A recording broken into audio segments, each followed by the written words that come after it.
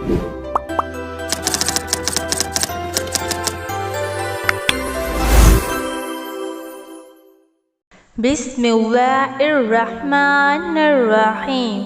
अस्सलामु अलैकुम।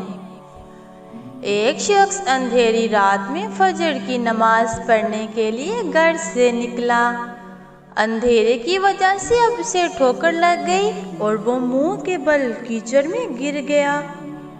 कीचड़ से उठकर वो घर वापस आया और लिबास तब्दील करके दोबारा मस्जिद की तरफ चल दिया। अभी चंद कदम ही चला था कि दोबारा इसे ठोकर लगी और वो दोबारा कीचड़ में गिर गया। कीचड़ से उठकर वो फिर दोबारा अपने घर गया, लिबास बदला और मस्जिद जाने के लिए दोबारा घर से निकला। जैसे ही वो अपने घर से बाहर निकला तो इसके दरवाजे पर इसे एक शख्स मिला जो अपने हाथ में रोशन चिराग थामे हुए था। चिराग की तरफ चल दिया। चिराग वाला शख्स चुपचाप नमाजी के आगे मस्जिद की तरफ चल दिया। इस मर्तबा चिराग की रोशनी में नमाजी को मस्जिद पहुंचने में किसी दुश्वारी का सामना नहीं करना पड़ा। वो खैरियत से मस्जिद पहुंच गया। मस्जिद के दरवाजे पर पहुंचकर चिराग वाला शख्स रुक गया। नमाजी से छोड़कर मस्जिद दाखिल हो गया और नमाज अदा करने लगा। नमाज से फारिग होकर वो मस्जिद के बाहर आया तो वो चिराग वाला शख्स इसका इंतज़ार कर रहा था ताकि इस नमाजी को चिराग की रोशनी में घर छोड़ आए।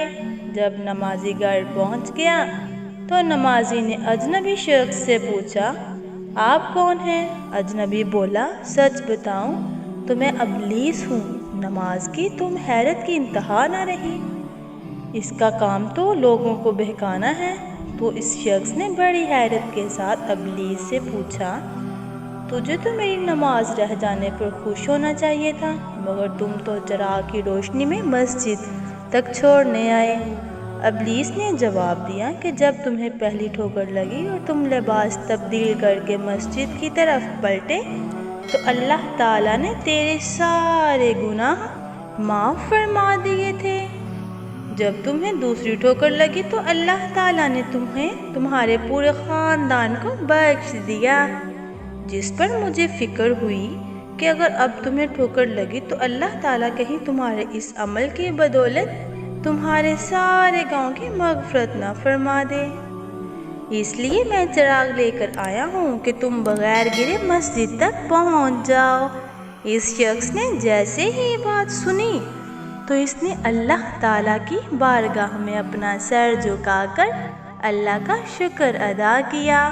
तो दोस्तों, ये है हमारे रब की शान, सुबहान अल्लाह। हमारी इस तरह की और वीडियोस देखने के लिए हमारी वीडियोस को लाइक कीजिए और चैनल को सब्सक्राइब कीजिए ताकि हमारी हर आने वाली वीडियो आप तक आसानी से पहुंच सके। खुदा हाफिज़।